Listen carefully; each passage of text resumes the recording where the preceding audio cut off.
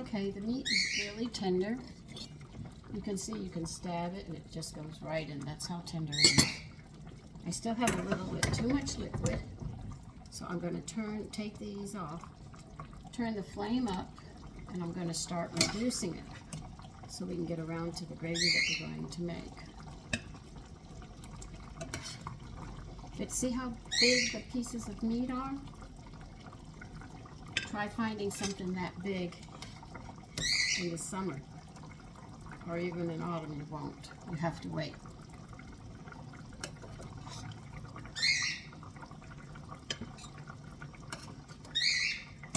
See, this one, the bone fell completely off. And here's my bone. And you can see the bone marrow was seeping out. You see that? A lot of people don't know what they're looking at when they do their food. So we're going to reduce this down more. And I will be back when we are done. But look how much meat we got. That is a lot of meat. Now we're going to get this gravy going.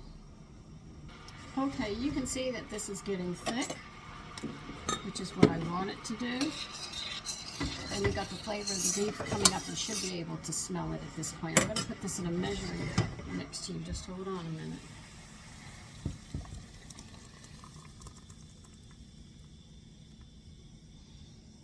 Now what we're going to do is we're going to use that with stuff to make a gravy.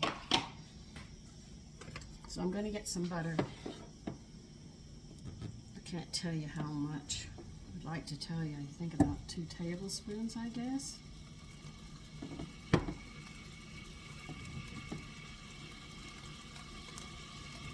Maybe a little more. This is when I get these guesses and I'm not quite sure.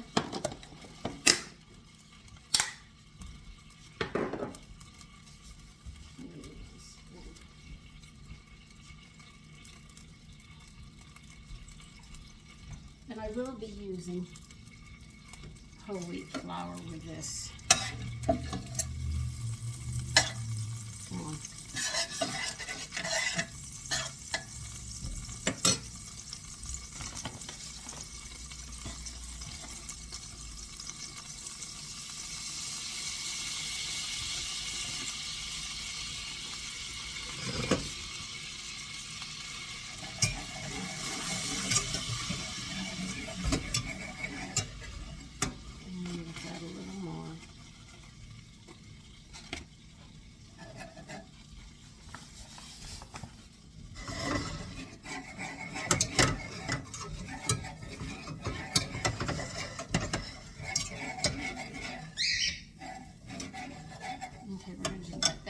Just a little.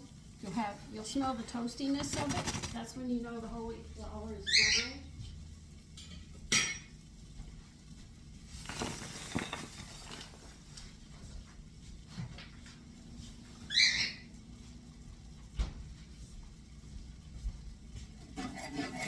As I always tell you, this is the roux that you're making, and you have to toast the flour, just like you would toast bread. That's all.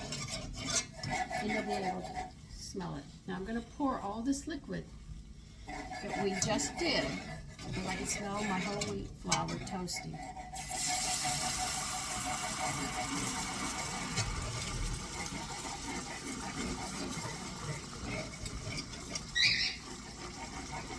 As you can see, everything is hot. When this gets too thick, we're going to add stock to it. We're not going to stop.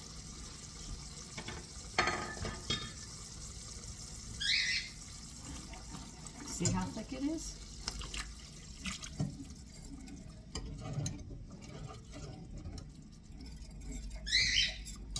And this is what's going over the meat and the potatoes that I did.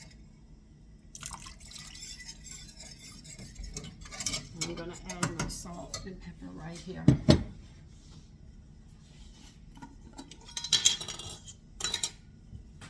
I've already talked about kelp, what it offers you.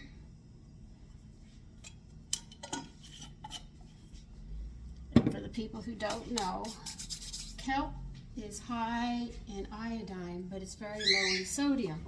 Remember, sodium causes swelling. So this is why I use it, and I mix it with my salt. When I started at first, for every teaspoon of salt I added 1/4 kelp, but now I have it up to a 3 to 1. So if I put in 3 teaspoons of kelp, I only use 1 teaspoon of iodized salt. So that keeps the swelling down, because we talk about swelling, and it is a real issue.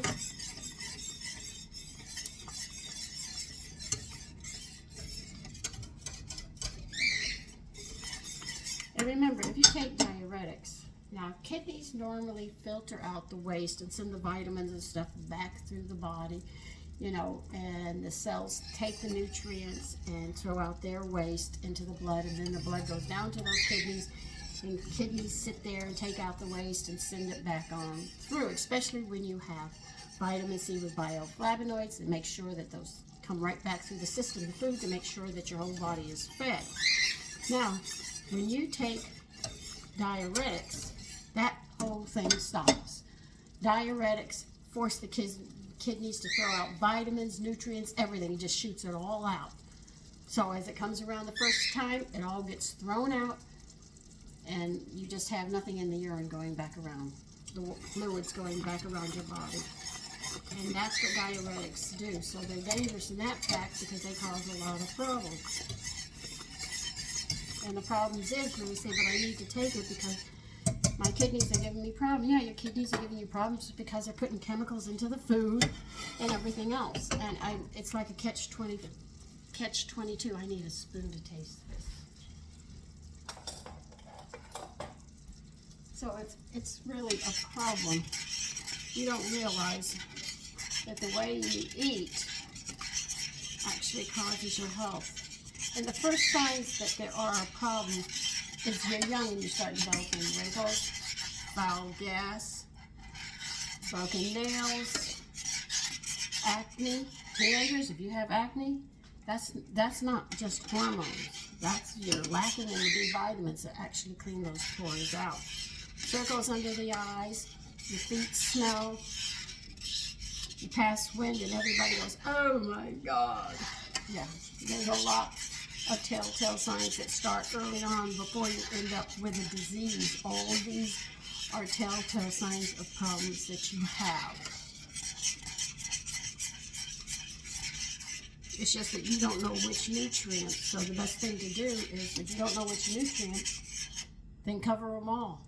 That's what I'm trying to show you, because it's so difficult. It really is, because usually if you have one problem, it's not really one problem. There's a lot of problems going on, and you think it's just one. Well, I can just take this and that'll do it. No, it's a whole series of a chain reaction that has happened. Like I said, if you take the letter, let's say take the letter I out of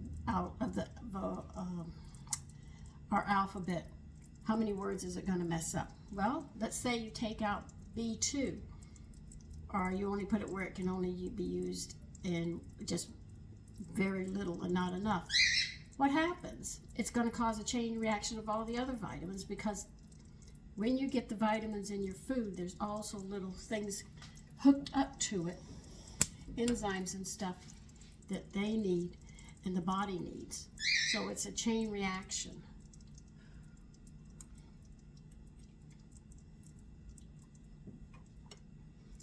I like that. Now I'm going to show you how to add lecithin.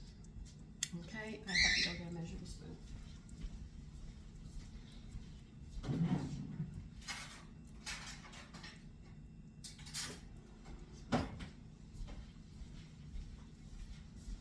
This is why you're over here. I turned it off for a minute so I could talk.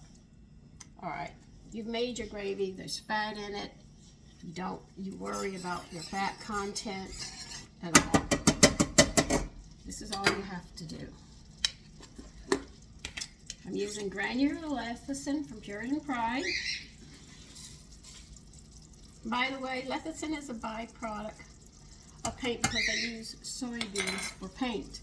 But the lecithin in the soybean causes the paint to streak. So they sit there and they take it out. And so we get it.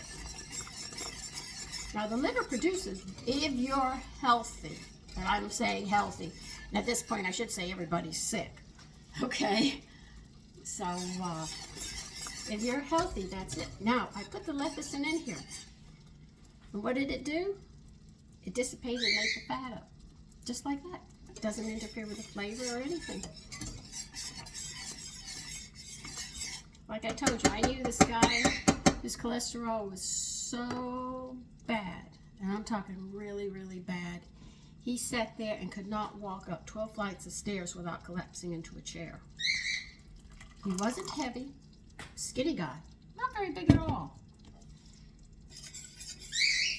And I gave my chair up and I asked him, "Are you all right?"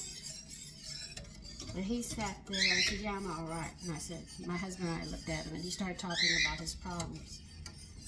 And he had a very, very high cholesterol. So bad that the only thing he could eat was baked chicken, turkey. No, he couldn't even have chicken because there was too much fat on the chicken. They said turkey. And he had to take the skin off and any fat off of it.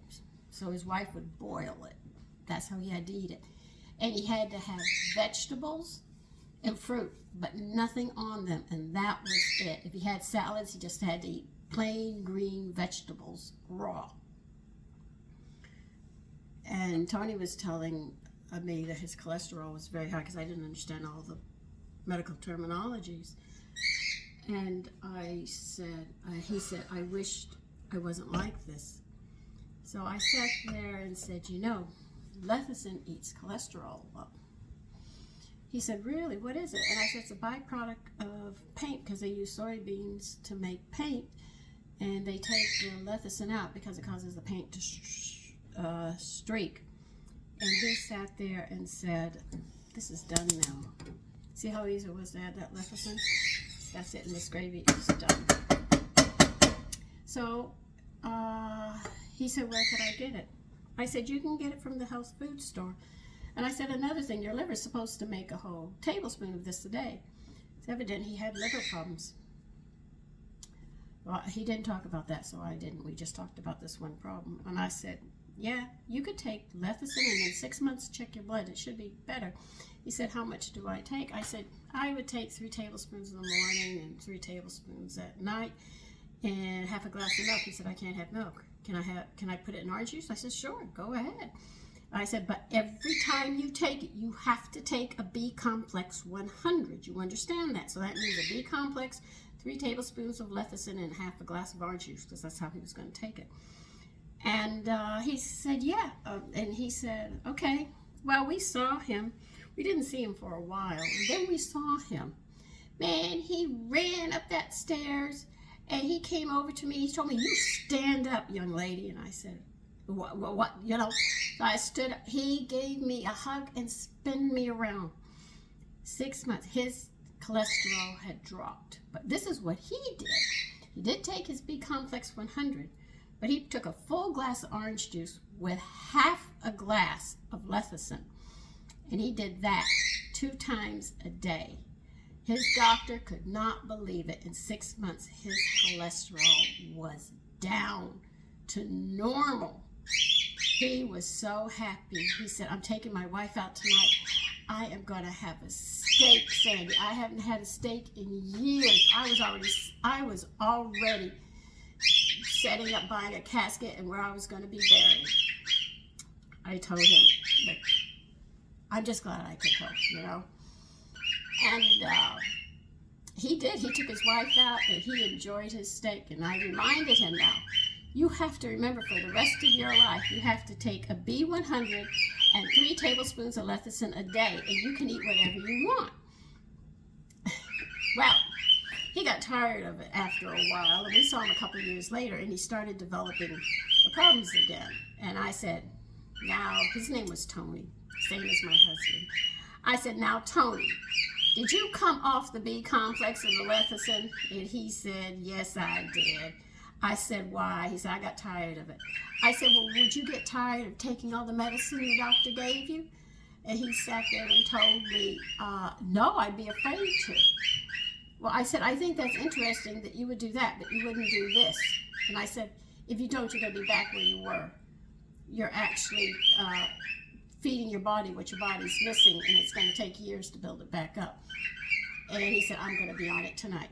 Thank you. We saw him again, and he was very happy. That was a man that put great joy on my face every time I saw him, because he was on his deathbed, and he came back from his deathbed. So if you're worried about putting lecithin into your gravy, you don't have to worry. Ooh, that's hot. It dissolves very easily. It doesn't leave a flavor or anything else, so you don't have to worry about it, okay? So listen, take care, and Tony, if you're still around, heaven knows you are. Hi. Take care. Bye-bye.